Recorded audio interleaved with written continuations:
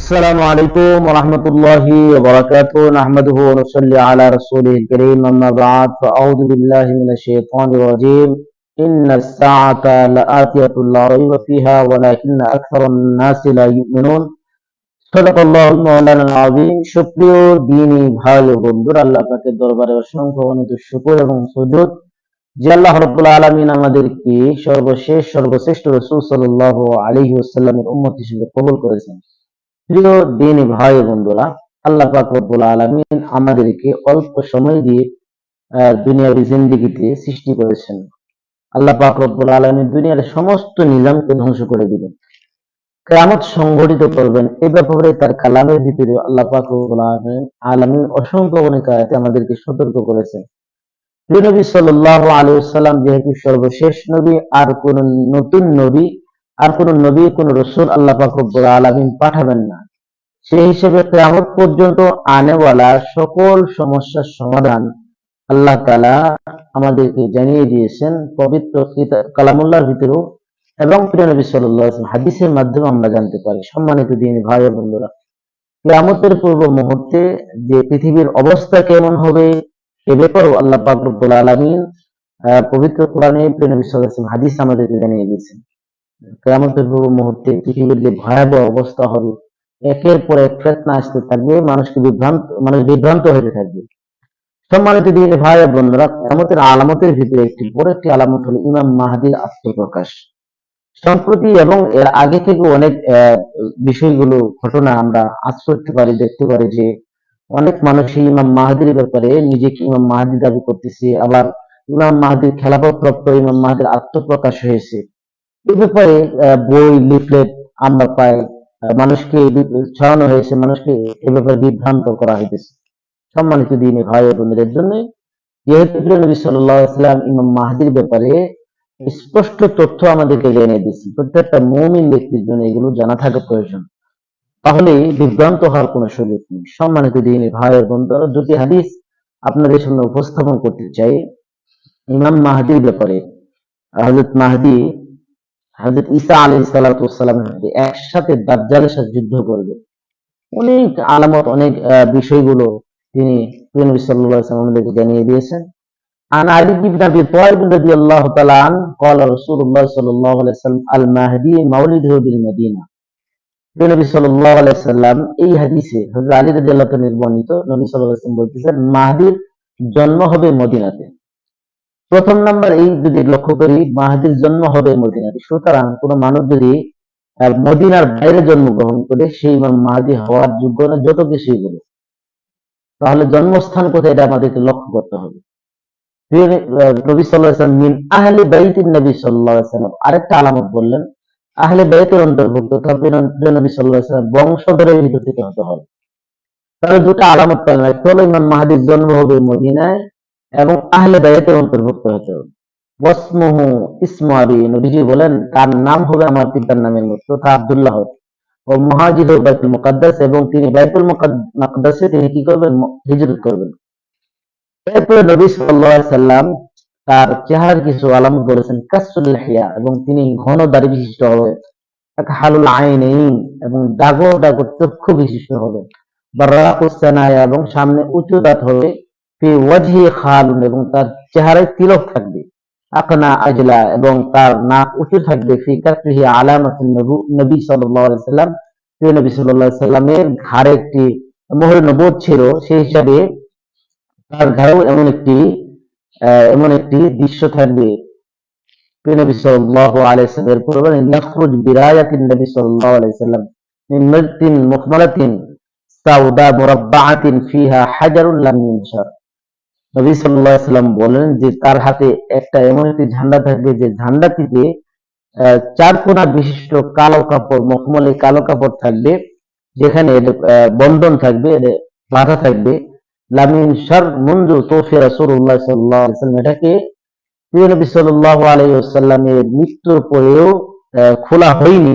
ওয়ালা তুনশার হাত্তা ইয়াখরুজাল মাহদী, আর ইমাম মাহদী আত্মপ্রকাশ না হওয়া পর্যন্ত এটাকে খোলা হবে না। সম্মানিত দিনী ভাই ও বন্ধুরা, ইমাম মাহদী তিনি নবী হবেন না, তিনি মুসলমানদের খলিফা হবেন, এবং তিনি আল্লাহওয়ালা হবেন, এবং তিনি নেককার ব্যক্তি হবেন। তিনি কিন্তু নবী হবেন, খেয়াল রাখতে হবে। সম্মানিত দিনী ভাই বোনদের, এরপরে আল্লাহ পাক রব্বুল আলামিন বলেন ইয়ামুদ্দুল্লাহু বিসালাসিতি আলাফিন মিনাল মালাইকাতি, আল্লাহ পাক রব্বুল আলামিন তাকে 3000 ফেরেশতা দিয়ে তাকে সহযোগিতা করবেন, ইয়াযরিবুনা বুজুহাম মিন খালফিহিম ওয়া আদবারহুম, এবং এই ফেরেশতারা তার বিরোধিতা যারা করবে এবং তাদের সামনে পিছনে আঘাত করতে থাকবেন। ইবাতু ওয়া মা বাইনা সালাসিন ওয়াল 40, আর ইমাম মাহদী আত্মপ্রকাশ হবে এমন বয়সে, বলা হয়েছে 30 বছর অথবা 40 বছর যুবক বয়সে ইমাম মাহদী আত্মপ্রকাশ হবে। সম্মানিত দিনী ভাই বন্ধুরা, এই হাদিসটি যদি আমরা লক্ষ্য করি তাহলে আমরা দেখতে পাই এখানে ইমাম মাহদীর আত্মপ্রকাশ, তার জন্ম হবে মদিনাতে এবং তার পিতার নাম হলো আব্দুল্লাহ, তিনি হিজরত করবেন বাইতুল মুকাদ্দাস এবং তার বয়স হবে 30 থেকে 40 বছর এমন হবে। তার চেহারা সুরতের ব্যাপারে নবী সাল্লাল্লাহু আলাইহি ওয়াসাল্লাম আমাদেরকে জানিয়ে দিলেন। সম্মানিত দিনী ভাই বন্ধুরা, আরেকটি হাদিস আপনাদের সামনে উপস্থাপন করতেছি। আন আমর ইবনে শুআইব আন আবিহি আন জাদ্দিহি রাদিয়াল্লাহু তাআলা আন قال قال রাসূলুল্লাহ সাল্লাল্লাহু আলাইহি ওয়াসাল্লাম। এই হাদিসে ইমাম মাহদী আত্মপ্রকাশ কোথায় হবে এটা আমাদের জানা প্রয়োজন। ইমাম মাহদী আত্মপ্রকাশ হবে, এই হাদিসে বর্ণনা করা হয়েছে হযরত আমর ইবনে শুআইব রাদিয়াল্লাহু তাআলা আন থেকে, তার দাদা থেকে, তার পিতা থেকে বর্ণনা করেন। قال قال রাসূলুল্লাহ সাল্লাল্লাহু আলাইহি ওয়াসাল্লাম, রাসূলুল্লাহ সাল্লাল্লাহু আলাইহি ওয়াসাল্লাম বলেছেন, ফি যিল কাআদাতি তাহারিবুল কাবাইল ওয়া আমাইদিন ইনতাহাবুল হাজ, এমন একটা সময়ে আরবের ভিতরে গোত্রে গোত্রে যুদ্ধ শুরু হয়ে গেল, আর ওই সময় হজ বন্ধ হয়ে যাবে। ফাতাকুনু মালহামাতুন মিন মিনান, মিনার ভিতরে, মিনাতে রক্তপাত হতে থাকবে। ফায়াকসুরু ফিহাল কাতলা, অনেক যুদ্ধ হবে। ওয়াতুসফাকু ফিহা দিমা হাত্তা তাসিলু দিমাউহুম আলা আকাবাতিল জামরা। তো নবীজি বলেন যে তার ভিতরে এত রক্তপাত হবে যে রক্তের বন্যা এমন ভাবে হবে, প্রবাহিত হতে থাকবে, জামরা আকাবা পর্যন্ত এসে যাবে। মিনাতে যে রক্তপাত হবে এটা জামরা আকাবা পর্যন্ত এসে যাবে।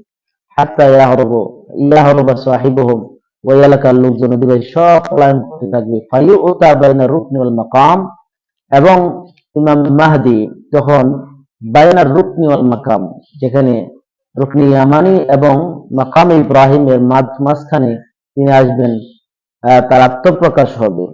তাহলে বোঝা গেল ইমাম মাহদী আত্মপ্রকাশ হবে বাইতুল্লাহ, রুকনি ইয়ামানি এবং মাকাম, যেটাকে বলা হয় মাকাম ইব্রাহিম, এই দুটোর মাঝখানে তিনি থাকবেন সেখানে। তো ওই সময় দুটো তার আত্মপ্রকাশ হবে। মুসলমানরা তখন খলিফা তাদের প্রয়োজন অনুভূত করবেন সেখানে আল্লাহ পাক রব্বুল আলামিন।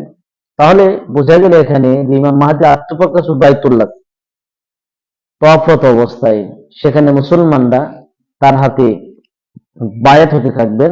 নবীজি বলেন ওহুয়া কারিহু ওয়া ইউকালু ইন আবাইতা যরাবনা উনুকাতা। ইমাম মাহদী নিজেকে মানুষের খেলাফত এবং তিনি নিজেকে খলিফা হিসেবে দাবি করবেন না। ওহুয়া কারিহু, মানুষ তার কাছে বায়াত হতে থাকবে, তিনি নিজে এটাকে অপছন্দ করেন। সম্মানিত দিনী ভাই বোনেরা, এখানেই সবথেকে বড় একটা আলামত, ইমাম মাহদীর আত্মপ্রকাশ তিনি নিজে করবেন না এবং তিনি মানুষের বায়াত হতে তিনি নিজেকে গুটিয়ে রাখবেন, তিনি এটাকে পছন্দ করবেন। আর এমনি নিজেকে আজকে আমরা দেখতে পাই যে মানুষের সামনে ইমাম মাহদী আত্মপ্রকাশ, ইমাম মাহদীর ব্যাপারে দাওয়াত প্রচার প্রসার করতেছে। ইমাম মাহদীর এখানে বড় একটা আলামত হলো তিনি নিজে কখনো নিজেকে ইমাম মাহদী বলবেন না। তো এটি সব থেকে বড় একটা আলামত, মানুষের স্পষ্ট হওয়ার জন্য যে এই ব্যাপারে যদি কেউ কোনো দাওয়া কোনো লিফলেট ইমাম মাহদীর একবারে সম্পূর্ণভাবে ধূলিসাৎ করে দিবেন, শেষ করে দিবেন। কারণ ইমাম মাহদী নিজেকে তিনি ইমাম মাহদী বলবেন না, মানুষের কাছ থেকে তিনি খেলাফতের যে একটা বায়াত নিজেই তিনি গ্রহণ করতে চাবেন না। পরবর্তীতে তখন মানুষ ওই কারুল্লাহ ওই নাবাইতে জরাব না জবরদস্তি করে মানুষ তখন তারপরে কি এটি হওয়াটাই স্বাভাবিক। নেতৃত্ব, এটা নিজেকে গুটিয়ে রাখা, এটা হলো সব থেকে বড় একটি সততার নিদর্শন। সম্মানিত দিনী ভাই ও বন্ধুরা, মুসলমানরা তার কাছে বায়াত হতে থাকবে। ফায়ুবাইউহু মিসলা ইদ্দাতি আহলে বদর, 313 আহলে বদর যেরকম সংখ্যা ছিল এই সময় পরিমাণ মানুষ তখন কি তার কাছে বায়াত হবে। অবশেষে ইমাম মাহদী তিনি সকলের বায়াত গ্রহণ করবেন। ইয়াউযা আনহু সাকিনুস সামা ওয়া সাকিনুল আরদ, আসমানের অধিবাসী এবং জমিনের অধিবাসী সকলেই তখন কি সন্তুষ্ট হয়ে যাবে। সম্মানিত দিনী ভাই ও বন্ধু, এই দুইটা হাদিসে আমরা যদি লক্ষ্য করি, একচুয়ালি ইমাম মাহদীর জন্ম হবে মদিনায় এবং তার পিতার নাম হলো আব্দুল্লাহ। তিনি হিজরত করবেন বাইতুল মাকদাস, এবং তার যে চেহারা সুরত প্রিয় নবী সাল্লাল্লাহু আলাইহি সাল্লাম বলেন ঘনদাড়ি বিশিষ্ট, এবং তার চেহারায় তিল তিলক থাকবে, সাথে সাথে তার নাক উঁচু নাক বিশিষ্ট হবে। এই যে আলামতগুলো প্রিয় নবী সাল্লাল্লাহু আলাইহি সাল্লাম বললেন, সাথে সাথে বললেন যে তার আত্মপ্রকাশ হবে অর্থাৎ বাইতুল্লাহর ভিতরে, মাকাম ইব্রাহিম এবং রুকনে ইয়ামানের মাঝখানে। মানুষ তার কাছে বায়াত হতে যাবে, তিনি নিজেকে গুটিয়ে রাখবেন। আর এখন বায়াত করার জন্য মানুষ, ইমাম মাহাদির ব্যাপার বায়াত করার জন্য মানুষের প্রচার প্রসার করতেছে, লিফলেট বানাইতেছে, মানুষের দাওয়াত দিতেছে, সম্মানিত দিতে। এর থেকে স্পষ্ট আলামত যে এটা যে ইমাম মাহাদি না, এটা মানুষকে বিভ্রান্ত করতেছে। আর কি হতে পারে? ইমাম মাহাদি আত্মপ্রকাশ হবে, তার বয়স 30 থেকে 40 বছর যুবক বয়সে হবে। ইমাম মাহাদি এবং 7 বছর বা 9 বছর তিনি দুনিয়াতে অবস্থান করবেন, এবং পূর্ণ ইনসাফ সারা পৃথিবীতে মুসলমানদের জন্য খেলাফত প্রতিষ্ঠা করেন, পূর্ণ ইনসাফ। এবং এমনও আছে যে তখন মানুষের এত সম্পদের অচর্যতা আসবে, সম্পদের স্তূপ থাকবে, কেউ নেওয়ার লোক থাকবে না। সম্মানিত দিনে ভাই এবং ইমাম মাহদির ব্যাপারে তার খেলাফতের যে অবস্থা কেমন হবে, নবী সাল্লাল্লাহু আলাইহি ওয়াসাল্লাম হাদিসে দিক নির্দেশনা করেছেন। আমি আপনাদের সামনে যে বিষয়টি উপস্থাপন করলাম, আজকে সমাজের ভিতরে দেখা যায় অনেক মানুষই ইমাম মাহদির ব্যাপারে প্রচার প্রসার করতে, এই জন্য আমাদের জানা প্রয়োজন। ইমাম মাহদি নিজেই নিজেকে ইমাম মাহদি দাবি করবেন না। অলরেডি মানুষ যখন বাইতুল্লাহর ভিতরে, তখন মানুষ তাকে জোর করে খেলাফতের তার বায়াত তার কাছে গ্রহণ করবেন এবং তার কাছে বায়াত হবেন। আর সেখানে কিভাবে এটা হতে পারে যে লিফলেট প্রচার করে নিজেকে ইমাম মাহদি বলা, ইমাম মাহদি খলিফা বলা, ইমাম মাহদির কাছে বায়াত হওয়া? সম্মানিত দিনে ভাই ও বোনেরা, এই জন্য আমাদের সতর্ক হওয়া প্রয়োজন। হাদিসের আলোকে যে কথাগুলো বললাম, ইমাম মাহদি আসবেন এবং ঈসা আলাইহিস সালাতু ওয়াস সালাম একসাথে দাজ্জালের সাথে যুদ্ধ করবেন এবং পৃথিবীতে ইনসাফ প্রতিষ্ঠা করবেন। 9 থেকে 7 বছর তিনি পৃথিবীতে অবস্থান করবেন। নবী সাল্লাল্লাহু আলাইহি ওয়াসাল্লাম হাদিস দ্বারা জানায় সারা পৃথিবীতে ইনসাফ প্রতিষ্ঠা হবে, আদল প্রতিষ্ঠা হবে, মানুষের ভিতরে শান্তি নেমে আসবে। সম্মানিত দিনে ভাই ও বন্ধুরা, আল্লাহ পাক রব্বুল আলামিন আমাদেরকে সঠিক তথ্য ইমাম মাহদির ব্যাপারে, আল্লাহ তাআলা ইমাম মাহদির সৈনিক হিসেবে আল্লাহ তাআলা আমাদেরকে কবুল করুন, আমিন। সাথে সাথে কিয়ামতের পূর্বে মুহূর্তে সকল বিভ্রান্তমূলক তথ্য থেকে আল্লাহ তাআলা আমাদেরকে হেফাজত করুন, আমিন। আসসালামু আলাইকুম ওয়া রাহমাতুল্লাহি